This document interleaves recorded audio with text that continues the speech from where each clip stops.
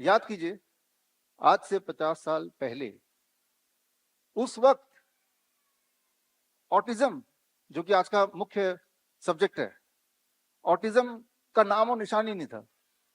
Absolutely नील, शून्य था, zero.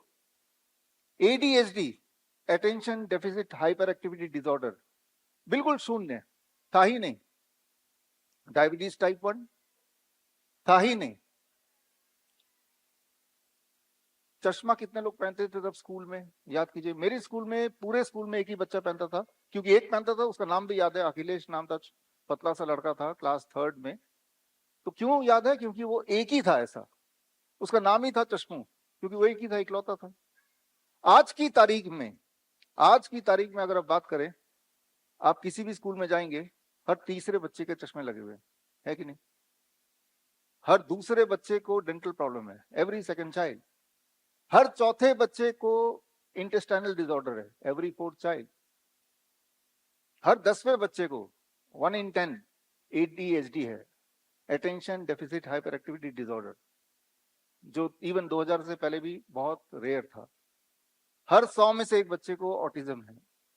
Autism का सिंपल मतलब ये कि वो बच्चों को जिंदगी भर माँ बाप पे ही निर्भर रहना पड़ता है, अपना कोई काम खुद से नहीं कर सकते। अक्सर ब्रश करना, कपड़े पहनना, कुछ मांगना, टाइम पे सोना, जो बेसिक काम है, या बोलना फॉर दैट मैटर, नहीं कर सकते।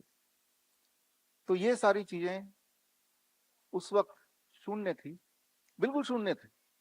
कोई बोलेगा नहीं उस वक्त डायग्नोस नहीं होता था, अब तो हो रहा है ना। 50 साल का कोई अगर उस वक्त का ऑटिज्म का पेशेंट होता, चलो तब नहीं हो रहा था, अब तो हो रहा है। क्या आप दिखा सकते हैं ये 50 साल वाला है, ये इसको ऑटिज्म है? क्योंकि ये तो माना ही जाता है ना कि वो कभी ठीक नहीं होगा।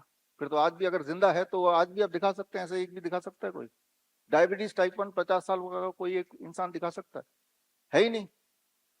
एडीएचडी का कोई एक इंसान 50 साल वाला, 40 साल वाला है ही नहीं, क्योंकि तब था नहीं, अब है।